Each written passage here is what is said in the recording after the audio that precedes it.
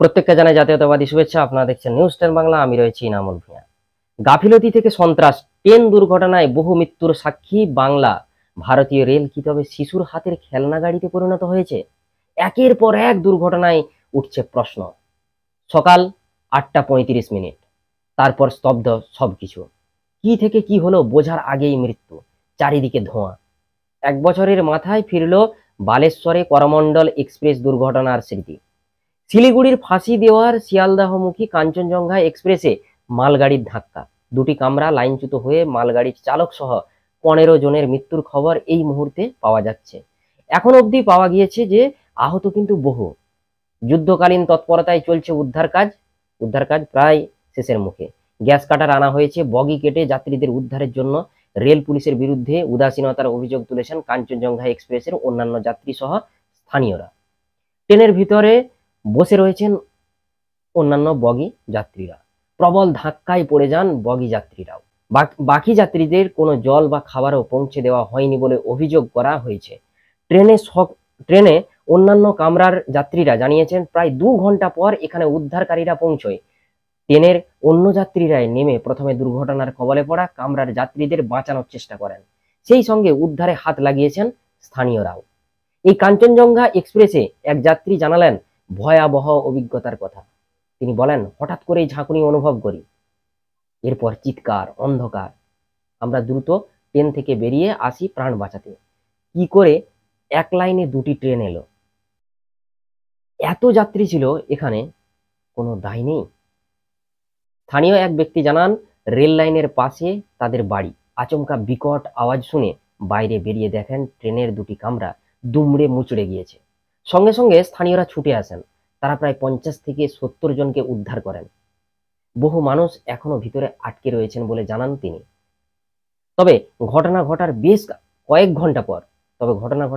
কয়েক ঘন্টা রেল আধিকারিক, ফায়ার সার্ভিস কেউ কোথাও নেই। কোথাও কোনো জরুরিকালীন পরিষেবা নেই। রেল পুলিশের মধ্যে তৎপরতার অভাব। উদ্ধার কাজে হাত লাগানো ওই ব্যক্তি বলেন, সাধারণ মানুষের প্রাণের কি কোনো দাম নেই? বারবার সিগন্যালিং সমস্যার জেরে প্রাণ হারাতে হচ্ছে বহু মানুষকে। প্রাথমিকভাবে উদ্ধারকারী দলের সদস্যরাই বগি কেটে ভিতরে কেউ আটকে আছে কিনা তা খতিয়ে দেখছে। আহতদের উদ্ধার করে শিলিগুড়ি মেডিকেল কলেজ ও হাসপাতালে নিয়ে যাওয়া হয়েছে। রেলের তরফে শিয়ালদহ, হাওড়া, গুয়াহাটি, লামডিং, কিষানগঞ্জ, নিউ বনগাঁও সহ একাধিক স্টেশনে হেল্প ডেস্ক খোলা হয়েছে। আর এখানে পৌঁছে যান তারপরে রেলমন্ত্রী অশ্বিনী বৈষ্ণব, তিনি পৌঁছে যান। এক নজরে দেখে নেওয়া যাক বাংলায় ঘটে যাওয়া কিছু মর্মান্তিক ট্রেন দুর্ঘটনা। আপনারা একটা ছবি দেখুন, গাইসেল ট্রেন দুর্ঘটনার ছবি এটা। অতীতের পাতা উল্টালে সর্বপ্রথম যে ভয়াবহ দুর্ঘটনা স্মরণে আসে তা হলো গাইসাল ট্রেন দুর্ঘটনা। 1999 সালের 2 আগস্ট উত্তর দিনাজপুর বিহার সীমানার ছোট্ট গ্রাম গাইসাল হঠাৎ উঠে আসে সংবাদ শিরোনামে। মুখোমুখি সংঘর্ষ হয় অবধ অসম এক্সপ্রেস আর ব্রহ্মপুত্র মেলের। সরকারি হিসেব মৃত্যু হয় অন্তত 300 যাত্রীর। জানা যায় লাইনের 4টি ট্র্যাকের মধ্যে 3টি রক্ষণাবেক্ষণের জন্য বন্ধ ছিল, যার জেরে উভয় ট্রেন একই ট্র্যাক ধরে আসছিল। ওই অবস্থায় মুখোমুখি ধাক্কা লাগে 2টি ট্রেনের। তদন্তে জানা যায় সেদিন সিগন্যালে ত্রুটির খেসারত দিতে হয়েছিল 300 জন সাধারণ মানুষকে, অর্থাৎ সিগন্যালের ত্রুটি। বেলাকোবা বিস্ফোরণ 2006 সালে 20 নভেম্বর পশ্চিমবঙ্গের বেলাকোবা স্টেশনের কাছে ট্রেনে বিস্ফোরণ। সেই দুর্ঘটনার প্রাণ হারিয়েছিলেন 7 জন যাত্রী, পাশাপাশি আহত হন 53 জন। পরে তদন্তে জানা যায় ওই হামলা চালিয়েছিল মাওবাদীরা। শুধু তাই নয়, ওই হামলায় ব্যবহার করা হয়েছিল RDX। এ রাজ্যে ট্রেনে মাওবাদী হামলার তালিকাও সম্ভবত সেটাই ছিল প্রথম হামলা। জ্ঞানেশ্বরী এক্সপ্রেস, এরপর আসে জ্ঞানেশ্বরী এক্সপ্রেস। বেলাকোবার স্মৃতি ঝাপসা হওয়ার আগেই ফের একবার ভারতীয় রেলের বিরুদ্ধে মাওবাদীদের ভয়ঙ্কর ষড়যন্ত্র প্রকাশ্যে আসে। 2010 সালে 28 মে জ্ঞানেশ্বরী এক্সপ্রেসে দুর্ঘটনা। হাওড়া থেকে মুম্বাইগামী এই ট্রেনের যাত্রাপথ তৎকালীন মাওবাদী অধ্যুষিত ঝাড়গ্রামের উপর দিয়ে যায়। জানা যায় মাওবাদীরা বোমা হামলা চালায় জ্ঞানেশ্বরী এক্সপ্রেসে, যার জেরে লাইনচ্যুত হয় ট্রেনটি। এরপর এক মালগাড়ি এসে ধাক্কা মারে সেই ট্রেনে। ভয়ঙ্কর এই দুর্ঘটনায় 148 জন রেলযাত্রীর মৃত্যু হয়।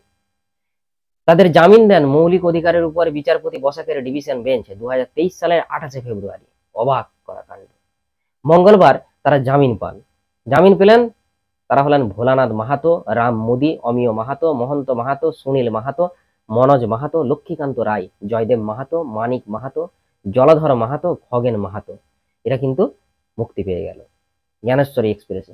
এরপর আসে কাজিরাঙ্গা এক্সপ্রেস দুর্ঘটনা। এরপর 2011 সালের 31শে জুলাই আরো এক ট্রেন দুর্ঘটনা ঘটে বাংলায়। মালদহ জেলার লাইনচ্যুত হয় গুয়াহাটি বেঙ্গালুরু কাজিরাঙ্গা এক্সপ্রেস। সেই দুর্ঘটনায় অন্তত 3 জনের মৃত্যু হয়, পাশাপাশি আহত হন অন্তত 200 জন। এরপরে চলে আসে কাঞ্চনজঙ্ঘা এক্সপ্রেস। এই তালিকায় সর্বশেষ দুর্ঘটনা সোমবার কাঞ্চনজঙ্ঘা এক্সপ্রেস। শিলিগুড়ির রাঙাপানিতে সিগন্যাল ভেঙে কাঞ্চনজঙ্ঘা এক্সপ্রেসে ধাক্কা মারে একটি মালগাড়ি। দুর্ঘটনার জেরে লাইনচ্যুত হয় দুটি ট্রেনের একাধিক বগি। এই দুর্ঘটনায় এখনো পর্যন্ত 15 জনের মৃত্যুর খবর পাওয়া গিয়েছে। রেলমন্ত্রী অশ্বিনী বৈষ্ণব তিনি এলেন এবং খতিয়ে দেখলেন, বাইকে করে তিনি কিন্তু পৌঁছে গেলেন স্পটে। কিন্তু এই যে ভারতীয় রেলের একের পর এক ট্রেন দুর্ঘটনা, রেলের যে দুর্ঘটনা ত্রুটি ইত্যাদি কিন্তু সমস্যার সমাধান হচ্ছে না। কিন্তু ইস্টার্ন রেল একটা ঘোষণা দিল, টিকিট ছাড়া যাতায়াত করবে না। কতটা যৌক্তিকতা! যেই ট্রেনের কোনো নিয়ন্ত্রণ নেই, যেই ট্রেনে সুরক্ষা প্রদানকারী কোনো ব্যবস্থা নেই, বারবার এই ভারতবর্ষের বুকে 28টির উপরে অ্যাক্সিডেন্ট। আপনারা কিন্তু দেখুন যে রেলমন্ত্রী থাকাকালীন কিন্তু 28টির উপরে এই দুর্ঘটনা ঘটেছে, প্রাণ গেছে শতাধিক, হাজার হাজার মানুষের। আর এরা টিকিট নিয়ে প্রশ্ন তোলে। লজ্জা করা দরকার, একেবারে লজ্জাজনক পরিস্থিতি। অশ্বিনী বৈষ্ণবকে হয়তো খুলে কাজ করতে দেওয়া হচ্ছে না, তার জন্যই তিনি পারছেন না, হতে পারে। কারণ বিজেপি মোদী সরকার ছিল, এখন আর মোদী সরকার নেই, এখন আছে এনডিএ গঠবন্ধন, অর্থাৎ এনডিএ সরকার। আর মোদী সরকার বলছে না, মোদী কা পরিবার টুইটার অ্যাকাউন্ট, ফেসবুক পেজ ইত্যাদি থেকে উড়ে চলে গেছে এখন। তো দর্শক, এই যে একের পর এক ট্রেন দুর্ঘটনা, সেই দুর্ঘটনার জেরে ভীত সন্ত্রস্ত রয়েছে ভারতের সাধারণ মানুষ। তাদের দূরে কোথাও ভ্রমণ করতে যাওয়ার সময় তাদের কিন্তু দরকার পড়ে এই ট্রেন। কিন্তু সেই ট্রেন যদি এরকম একটা ভয়াবহতা পরিস্থিতি নিয়ে চলে, প্রাইভেটাইজেশনের ফলেই কিন্তু দর্শক এগুলো হচ্ছে। 2014 সাল থেকে আপনারা যদি ট্রেন দুর্ঘটনার তালিকা দেখেন, সেই তালিকা অনেকটা লম্বা। যে লিস্ট আপনাদের সামনে প্রকাশ করা এই মুহূর্তে সম্ভব নয়। আপনারা একটু গুগল করলেই দেখতে পাবেন, গুগলে একটু সার্চ করলেই দেখতে পাবেন যে 2014 সাল থেকে প্রধানমন্ত্রী নরেন্দ্র মোদী ক্ষমতায় আসার পর তার আমলে কতগুলি ট্রেন দুর্ঘটনা ঘটেছে বা পরিকল্পনা মাফিক করানো হয়েছে। আপনারা পুলওয়ামার ঘটনা এখনো জানতে পারলেন না, কারণ এখনো চলছে তদন্ত। ভাবুন, অত বড় একটা দুর্ঘটনা যেখানে দেশের সুরক্ষা নিয়ে প্রশ্ন, সেই দুর্ঘটনার কোনো কিছু হাল করতে পারলো না। আর এখানে তো একটা ট্রেন দুর্ঘটনা, লজ্জাজনক পরিস্থিতির মধ্যে দিয়ে চলছে ভারতীয় রেল। এই যে ট্রেন দুর্ঘটনা, এই দুর্ঘটনার পর রেলমন্ত্রী অশ্বিনী বৈষ্ণব তিনি কি বললেন একটু শুনবো আমরা। শুনুন দর্শক। गया था, साइट देख के आया, फिर अभी पेशेंट से सभी से मिला। डॉक्टर्स ने, रेलवे के स्टाफ ने, ज़िले के प्रशासन के स्टाफ ने, सब ने मिलके, एनडीआरएफ ने, एसडीआरएफ ने, सब ने मिलके, और गांव के लोगों ने भी, सब ने मिलके बहुत तुरंत रेस्क्यू का काम किया है। अभी सारा फोकस रेस्क्यू और रेस्टोरेशन पे है। साथ ही साथ कमिश्नर रेल सेफ्टी के द्वारा जो इंक्वायरी होती है, वो इंक्वायरी भी आरंभ हो गई है। सारे डेटा, सब डेटा पॉइंट्स, डेटा लॉग सब कंप्लीट देखा जा रहा है। और हमारा सारा फोकस अभी रेस्क्यू और रेस्टोरेशन पे है, और किस तरह से पेशेंट्स के साथ भी मिल के आया, कैसे उनके परिवारजन उनके साथ तुरंत मिल सके, एक्स ग्रेशिया का डिस्ट्रीब्यूशन भी जल्दी से जल्दी हो, और किस तरह से पेशेंट्स वापस अपने जीवन में आ सके, नॉर्मल लाइफ में आ सके। वही अभी सबका फोकस है। कमिश्नर रेल सेफ्टी की इंक्वायरी के बाद में ही पता चलेगा, अभी कुछ भी कहना।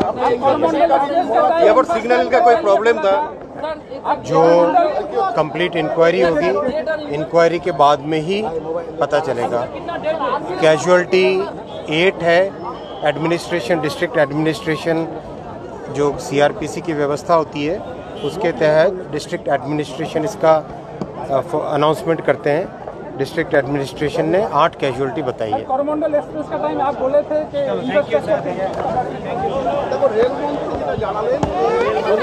दर्शक শুনলেন আপনার গুরুত্বপূর্ণ মতামত দিন কমেন্ট বক্সে। দেখতে থাকুন নিউজ 10 বাংলা। ধন্যবাদ।